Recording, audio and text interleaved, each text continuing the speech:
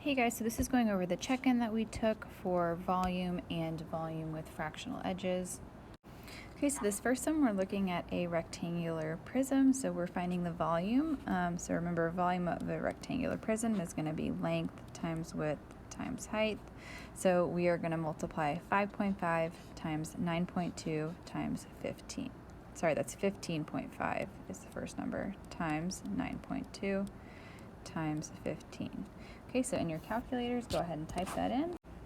And that should give you that the volume is 2,139 centimeters cubed. All right, this next one, we're finding the volume of a rectangular prism that's built with half-inch cubes. So if you think about each of these cubes being half an inch, I'm just gonna write this in. We can then find the length, the width, and the height very easily. So our height here, if they're half inch, the total height here is going to be 1 inch because we have two halves.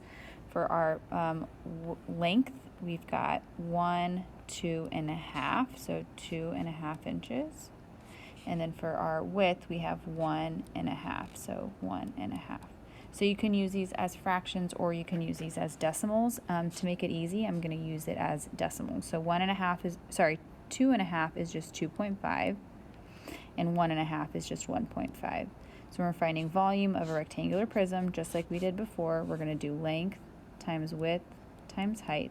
So we're going to do 1 times 2.5 times 1.5. So when you type that into your calculator, you should have gotten 3.75, or this could also be written as 3 3/4, and this would be inches cubed.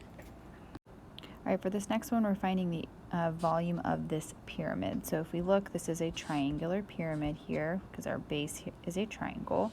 So remember, when we're finding volume, we're going to do 1/3 times the area of the base times our height. So our base is a triangle, so we got to do the area of that triangle. So area of a triangle is base times height divided by 2. So we're going to do 19 times 13 divided by 2. We're going to multiply that by the height of the pyramid, which is 22 inches, 22. And then we're going to multiply that by 1/3 at the end. So let's start with our 19 times 13 divided by 2. 19 times 13 is 247. We're going to divide that by 2.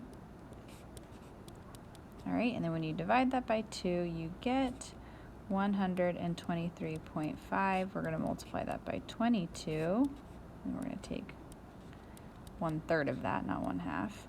Okay, and then 123.5 times 22 is going to give us 2,717. And we're going to multiply that by 1/3, which is the same as dividing it by 3. So divide it by 3, and you would get 905, and it's the 6 is repeating after the decimal, and it did ask you to round to the nearest tenths place, so that 6 will then become a 7. So it's 905.7 would be your final answer, and it's inches cubed. That's it.